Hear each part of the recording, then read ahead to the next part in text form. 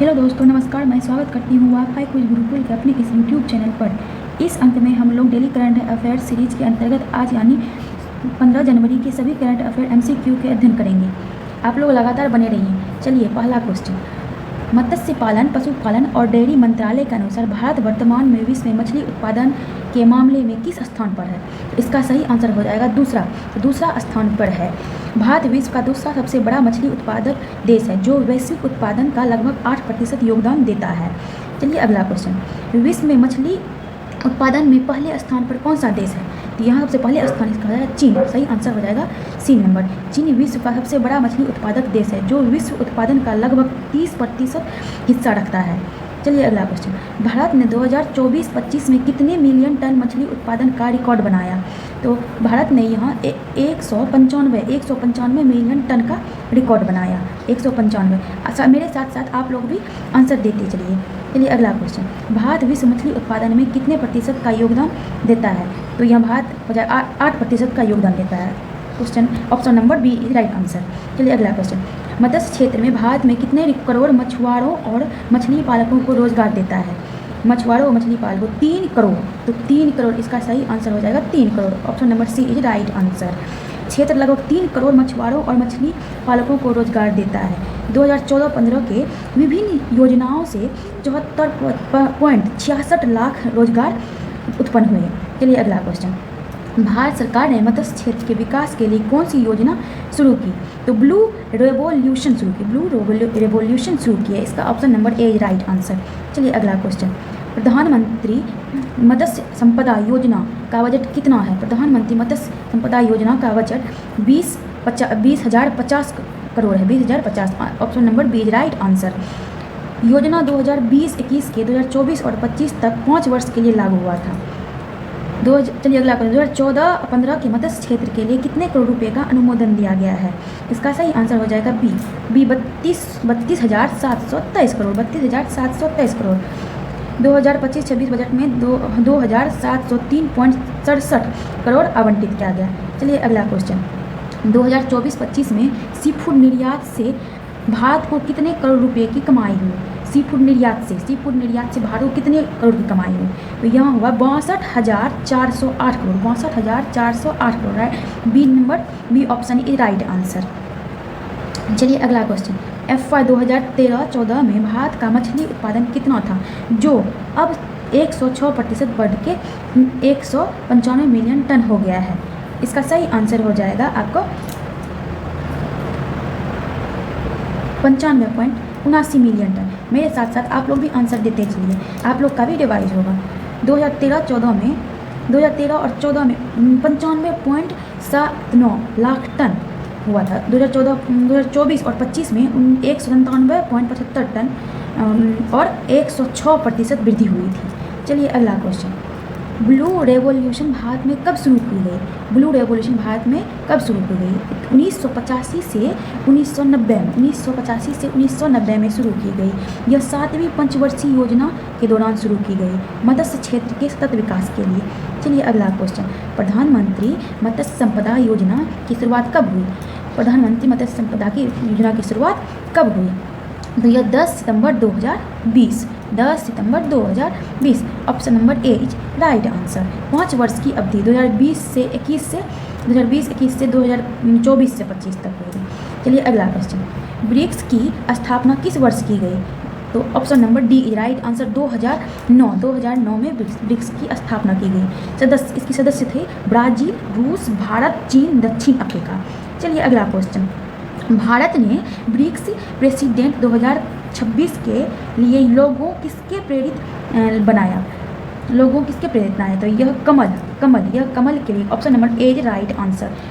विविधता में एकता का कमल जो है विविधता में एकता का प्रतीक है। चलिए, अगला क्वेश्चन। ब्रिक्स 2026 का थीम क्या था? तो ब्रिक्स 2026 का थीम था बिल्डिंग फॉर रेजिलिएंस, इनोवेशन और कोऑपरेशन एंड सस्टेनेबिलिटी। इसका B number is right answer. Bharat इसमें इसका जो है ना, भारत 2026 में ब्रिक्स की अध्यक्षता करेगा। 2026 में ब्रिक्स की अध्यक्षता करेगा। तो अब 2026 आ गया, इसी साल में अध्यक्षता होगा। चलिए, अगला क्वेश्चन।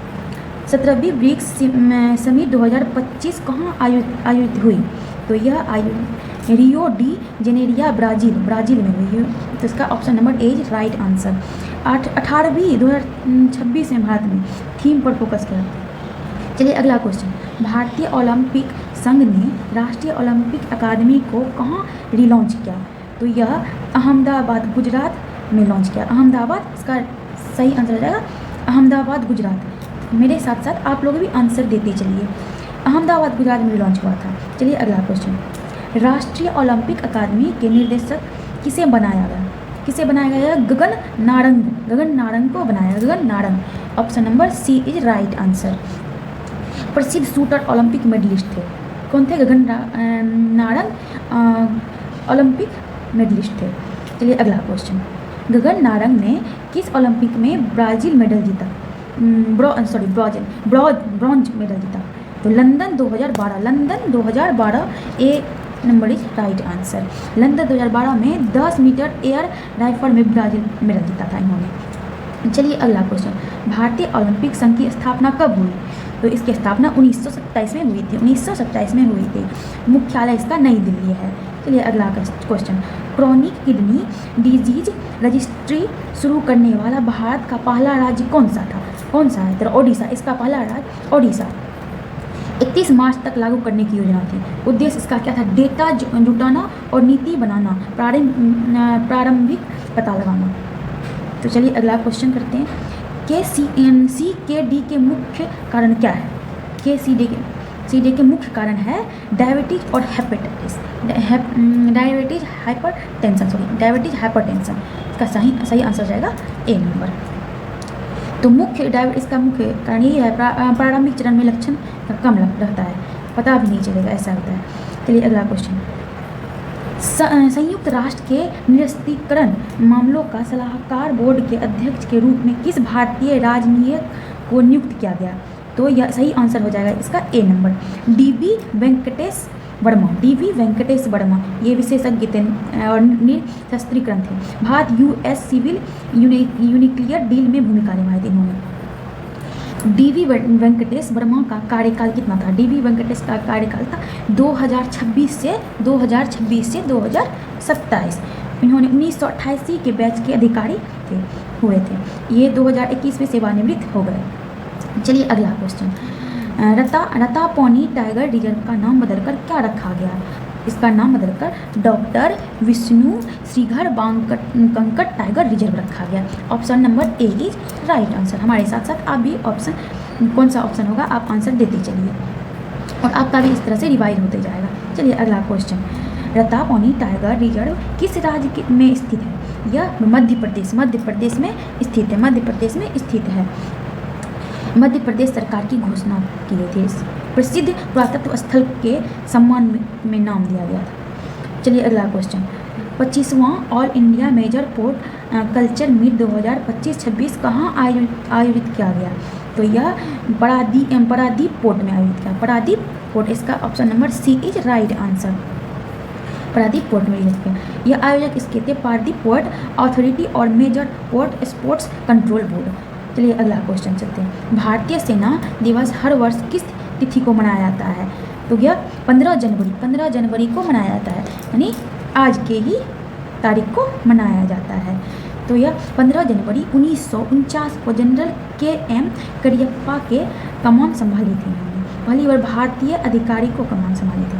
चलिए अगला क्वेश्चन, अपार ID क्रिशन में बड़े राज्यों में किस राज्य का प्रदर्शन सर्वश्रेष्ठ रहा? तो इसका सही आंसर है छत्तीसगढ़ होगा। जनवरी 2026 तक 88.63 छात्र कर रखे गए थे। 88.63। चलिए अगला क्वेश्चन, अपार ID का फुल फॉर्म क्या है? अपार ID का फुल फॉर्म क्या है? तो इसका आंसर हो जाएगा automated permanent academic account registry. Automated public account registry, इसका option number B is right answer. Sorry, option number automatic public account register, B number is right answer. आप लोग ध्यान रखें, B number is right answer. चलिए अगला question करते हैं, हाल ही में UN सेक्रेटरी जनरल अवार्ड 2025 किस भारतीय सेना के अधिकारी को मिला? यह मेजर स्वाति शांता कुमार को मिला, मेजर स्वाति शांता को मिला। देखिए हम साथ साथ आपको रिवाइज भी करा रहे हैं, कल वाले क्वेश्चन कुछ आते हैं जिसका आप लोग रिवाइज करते चलिए। ये हम लोग देखते हैं कि आप लोग को कितना ध्यान में है, आप साथ साथ आप लोग रिवाइज भी करते चलिए। आप लोग कल का क्वेश्चन देने से ये क्या होगा, आपका रिवाइज होते चलेगा। चलिए अगला क्वेश्चन, तमिलनाडु में मकर संक्रांति किस नाम से मनाई जाती है? तो तमिलनाडु में पोंगल नाम से मनाई जाती है। अरमल वाइल्ड लाइफ सेंचुरी जो भारत की पहली बटरफ्लाई सेंचुरी बनी कहाँ स्थित है? तो यह इसका सही आंसर हो जाएगा केरल। तो यह केरल में स्थित है। कुछ देखिए आप कल का भी क्वेश्चन कुछ रिपीट हो रहा है, आपका ये रिवाइज हो रहा है। आप लोग प्लीज़ इसको ध्यान दीजिए और साथ ही साथ हमारे साथ रिवाइज भी करते रहिए। आप लोग पहले आंसर देने का कोशिश कीजिए। एक्सरसाइज साझा शक्ति का आयोजन किस आर्म फोर्स द्वारा किया गया? ये भारतीय नौसेना द्वारा किया गया। सुरक्षा और आपदा का प्रतिक्रिया पर फोकस था इनका। चलिए अगला क्वेश्चन, किस देश ने गोवा के उद्योगपति श्रीनिवास डेम्पो को कैवेलियरे डेल ऑर्डिनेल डेला स्टेला डी इटालियन सम्मान प्रदान किया गया? तो इसका सही आंसर हो जाएगा Italy. Option number D is right answer. चलिए अगला क्वेश्चन चलते हैं। संयुक्त राष्ट्र की विश्व आर्थिक स्थिति और संभावना रिपोर्ट 2026 के अनुसार भारतीय की जीडीपी ग्रोथ रेट 2026 में कितने रहने का अनुमान हुआ? तो इसका हुआ 6.6%। Right, C number is right answer. अगला क्वेश्चन, दविंदर सिंह गर्चा का हाल ही में निधन हो गया, वह किस खेल से संबंधित थे? वो हॉकी खेल से संबंधित थे। B number is right answer. चलिए अगला क्वेश्चन, किस देश की महिला क्रिकेट टीम की कप्तान एलिसा हिली ने अंतर्राष्ट्रीय क्रिकेट के रिटायरमेंट की घोषणा की? तो इसका सही आंसर हो जाएगा ऑस्ट्रेलिया इज राइट आंसर। चलिए अगला क्वेश्चन, पैक्स सिलिका पहल का उद्देश्य क्या है? पैक्स सिलिका पहल का उद्देश्य है सिलिकॉन